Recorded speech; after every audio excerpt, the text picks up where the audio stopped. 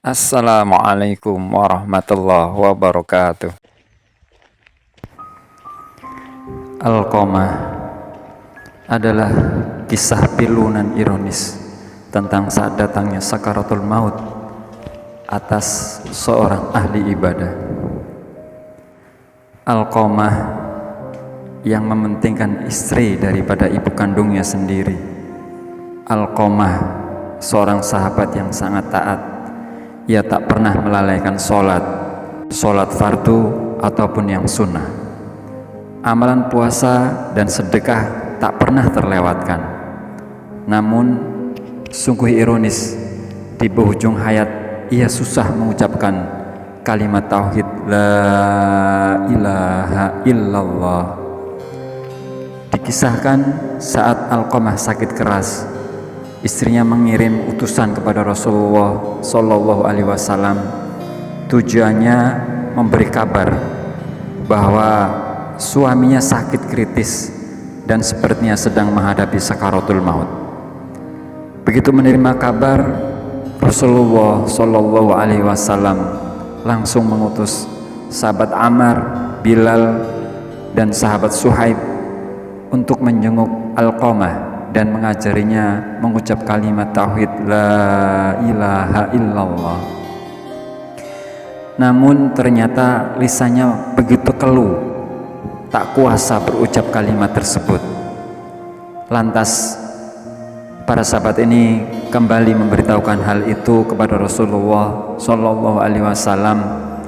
Beliau bertanya, apakah di antara kedua orang tuanya masih ada yang hidup? Maka para sahabat menjawab, ada wahai Rasul, dia adalah ibunya. Ia sudah sangat tua renta. Rasulullah Shallallahu Alaihi Wasallam meminta, temuilah ibunya, sampaikan, jika engkau masih kuat, datanglah kepada Rasulullah. Namun jika tidak, diamlah di rumah dan Rasulullah yang akan menemuimu. Singkat cerita, utusan Rasulullah Shallallahu Alaihi Wasallam ini bergegas menemuinya. Setiba di hadapan ibunda Alqamah, sang utusan menyampaikan pesan tadi, biarlah aku sendiri yang menemui Nabi. Aku lebih berhak untuk menemuinya, jawab ibunda Alqamah. Dengan bantuan tongkatnya, ibunda Alqamah pun berangkat menemui Nabi Shallallahu Alaihi Wasallam. Setibanya ke tempat Nabi, lantas beliau mengucap salam dan dijawab oleh Nabi Shallallahu Alaihi Wasallam. Kemudian baginda Nabi bertanya, wahai ibunda Alqamah, jujurlah kepadaku. Jika berbohong, wahyu Allah akan turun kepadaku. Bagaimana keadaan anakmu? Lantas ia menjawab, wahai Rasul, anakku itu rajin sholat, rajin puasa, dan banyak sedekah. Lantas bagaimana keadaanmu kepadanya? Desak Rasulullah Shallallahu Alaihi Wasallam. Aku tidak suka kepadanya karena ia lebih mementingkan istrinya dan durhaka kepadaku. Berarti murka sang ibunda yang membuat Alqamah terhalang mengucap kalimat tauhid la ilaha illallah, ungkap Rasulullah Shallallahu Alaihi Wasallam. Kemudian baginda Nabi Shallallahu Alaihi Wasallam berkata kepada Sayyidina Bilal, hai Bilal, kumpulkanlah kayu bakar sebanyak-banyaknya. Untuk apa ya Rasul?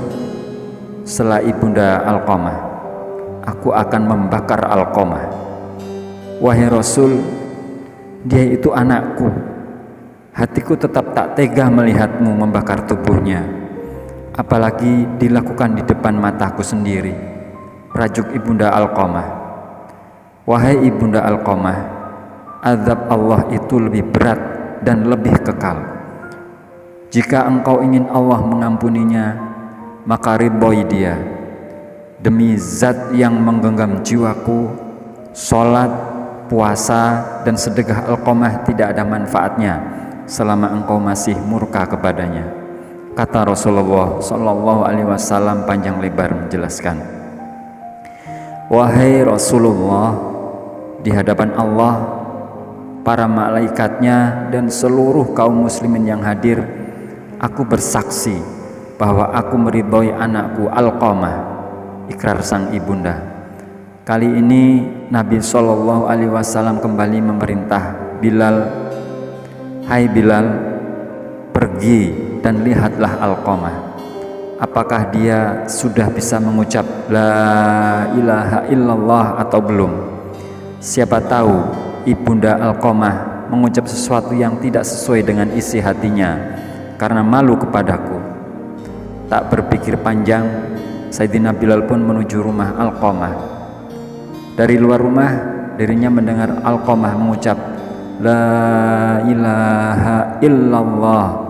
Setelah itu Sayyidina Bilal masuk ke dalam rumah dan menyampaikan, wahai semua yang hadir, sesungguhnya murka sang ibundalah yang membuat lisan Alqamah terhalang mengucap kalimat tauhid la ilaha illallah. Setelah ibundanya ridho, barulah lisan Alqamah ringan mengucapnya. Pada hari itu juga Alqamah mengembuskan nafas terakhirnya dan tersiar kabar kematiannya, dan Rasulullah Shallallahu Alaihi Wasallam pun hadir bertakziah. Beliau memerintahkan agar jenazahnya segera dimandikan dan dikafani. Usai dikafani bersama para sahabat, beliau mensolati jenazah Alqamah. Dan pada saat pemakaman, baginda Nabi Shallallahu Alaihi Wasallam berdiri di pinggir lubang kubur. Wahai kaum muhajirin dan ansor, siapa saja yang mementingkan istrinya daripada ibunya, maka laknat Allah, para malaikat dan seluruh manusia adalah untuknya. Allah tidak akan menerima kebaikan dan keadilannya kecuali ia bertaubat kepada Allah, memperbaiki sikapnya kepada ibu dan berusaha mengejar ridhonya.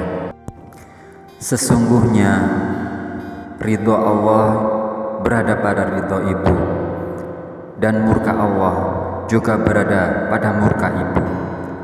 Dari petikan kisah di atas, dapatlah kita tarik beberapa pelajaran bahwa Alqamah ialah gambaran seorang ahli ibadah yang mementingkan istri tapi lalai untuk memenuhi hak orang tuanya.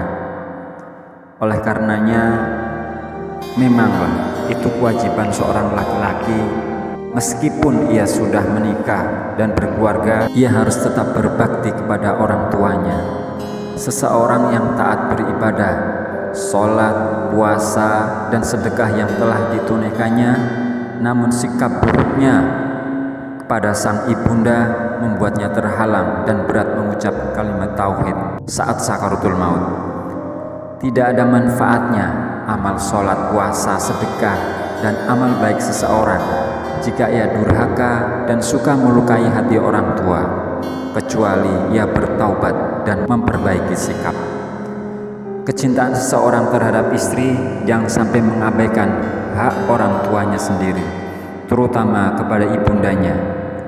Betapa besarnya kasih sayang seorang ibu, walau hati sudah tergores luka, ia tetap terbuka, memaafkan karena tidak bisa melihat anaknya dalam kesengsaraan. Demikian yang tergambar dari sikap ibunda Alqamah. Ia memilih memaafkan anaknya daripada melihat tubuh anaknya hangus terbakar api. Siksaan akhirat lebih berat dan lebih kekal dibanding siksaan dunia. Siksaan api dunia tidak seberapa dibanding siksa api neraka di akhirat. Demikian pesan Rasulullah SAW. Wallahu a'lam bishawab. Wassalamualaikum warahmatullahi wabarakatuh.